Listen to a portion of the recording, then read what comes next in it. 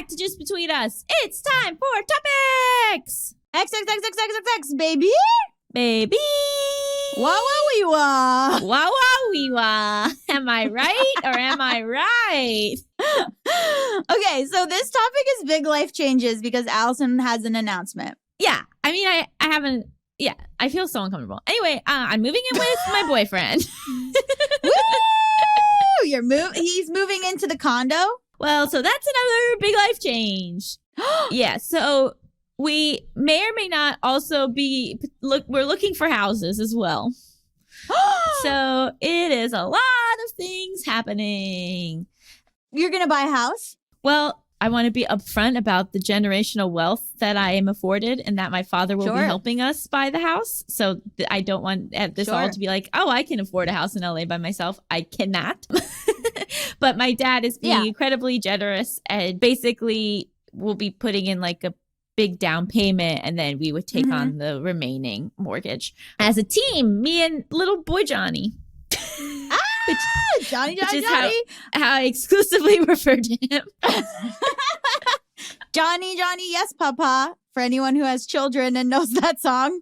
That's amazing. Okay. What is the timeline, you think? We've already made an offer on a house that didn't work out. We're about to make an offer on another house. Yeah, it's been wild. Basically what happened is we saw my parents over the holidays and told them that we were moving in.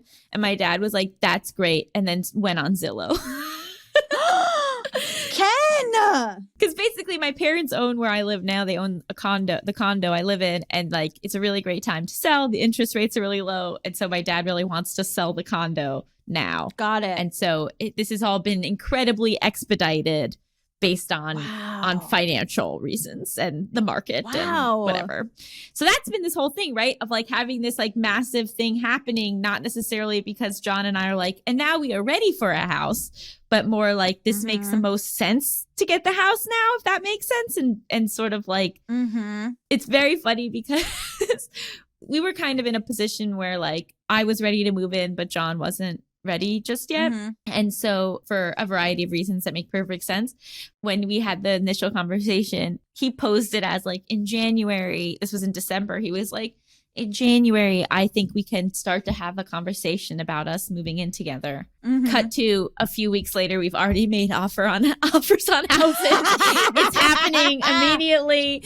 And he was like, yep, this is the Raskin pace that things happen. Yeah. Oh my God. You know, it's so interesting because I think sometimes things are taken out of your hands. Like Mal and I moving in together happened right away, mostly because of the pandemic. I mean, not right away, but like we moved in together because they drove across the country after 4 months of not seeing each other to live with me in LA. Like, and it wasn't like, oh, now you're going to get your own place in LA. It's a goddamn pandemic. We're living together. And then we like got the cabin in where our cabin is because we want to be close to Mal's family because Mal has a niece that was born while we were together. And like, and I wanted to own a house. I had always talked about wanting to own a house either alone or with a partner and as a big financial accomplishment to myself. And so like that all happened in a way that, you know, life comes at you.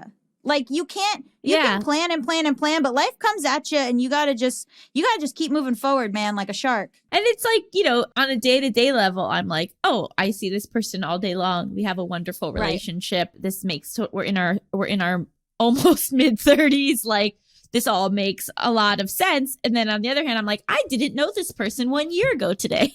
You know? I know. But that's like how it was. I knew Mal for years before, but as a friend. And then like literally for like the first year, I was like, we're dating. Like, that's ridiculous. But I think like when, you know, you've kind of always said this when we were giving advice on the couch 40 years ago, you said, oh, you know, when someone rushes into something and they're 21, I'm like, okay, I don't know. But when someone's like, quote unquote, rushing into something, but they're already know themselves, they're in their 30s and 40s, and they've like spent time, you know, getting to know what they want out of life, that the idea of rushing takes on a totally different meaning. Yeah. And I think I'm realizing that like in my body and in my heart, I don't feel like I'm rushing. I don't feel like I don't know him enough to do this or that, like we're not ready. I'm just like obsessing about how it appears to other people. And like that's always a bad sign, right? When I'm just like, what will people think? Like, you know, this time last year I was mourning my broken engagement. engagement. And now I'm moving into a house with a different person. But like, who gives a shit? That's like, I kept living my life. Yeah, good for you. What do you mean? Yeah. That's called better. What are you supposed to do? Wear black and be in mourning for the next 5 years? Like, whatever. But it's a lot, you know, and even just like, I now have a second dog that like, that's a huge life change that like started as a foster dog. And then it became John's dog, but then now it's really our dog because we're moving, you know, and like the reality is this is my dog. And that's a huge life change too, that like Phantom's energy is very different than Sugar's energy. So it's like, I went from having a dog cat to like having a puppy. Yeah. But honestly, that experience of us not overthinking adopting Phantom, of us just like falling in love with him and John actually being the one to really push for us to adopt him, is sort of like how I'm like approaching this whole house thing too, where I'm like, if I overthink the house, I will stress myself out and it will become a problem. But if I'm just like, oh, I'm living my life. This could be nice. Let's see what happens. Here we go. Bump and a boop boop. Then I'll be in a house with my partner and my 2 dogs and I'll be so happy. So yes, exactly. Like I say, like inertia is a choice. Like you not doing anything is one way you could live your life, but also making choices and moving forward. That's life. You got to keep doing stuff. Like that's just how it goes. And so that's great. I'm happy for you. I hope you get this new one that you put, you know, that's the whole thing with the housing market is you can't get too attached to one house because it's a nightmare to try to buy something now. Yeah. And so we're on that roller coaster. Literally the first house we put the offer on, we should have gotten, but the agent messed up and it went to this other couple by like sheer messing up on the agent's part.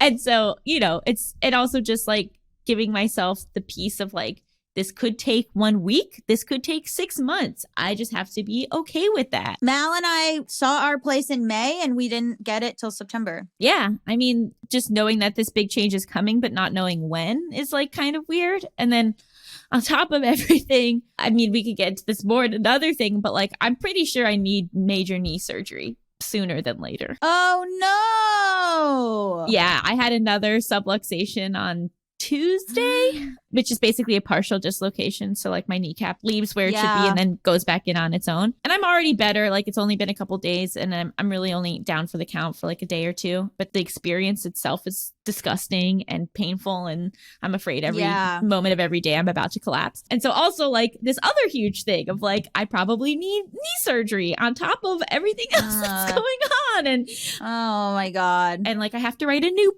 book and I'm in graduate school and I have all this other stuff I've got to do and just being like, it will happen. We will find a house. You got to keep moving forward. All the things are happening. We will be moving in together. I will also be getting knee surgery. Do I know when? No. Do I know when we'll find a house? No. But what I know is that like I have found a wonderful partner. I have 2 wonderful doggos, one of whom is biting my foot right now. I think we can guess who. And also like these things will resolve themselves and I just have to be open to these changes. You know, when I first dislocated my knee in February, my reaction was I don't want to get surgery. Like, oh my God, I don't want to get surgery. But now having like lived with the fear of it happening again for almost a year and also having had 2 subluxations since then, I'm like, I want to get surgery. I want to resolve this. I want peace of mind. Even just that, like how much I've changed in my approach to that in a year is like so interesting and welcoming. And like this will be a tough, big change to get surgery, but also like a welcome change once I get through the hard part. And I think that's like such a metaphor for all of these big changes is that like in the actual moments of the change and the lead up to the change and maybe the direct aftermath, it's like so overwhelming and scary. But then you have to like think about once you get over that hump and how that will be like so worth it. Yeah, I'm lucky to have the problems I have. I think about that all the time. Yeah. I'm lucky for the problems I have. Some of them no, but some definitely yeah. Totally. Just between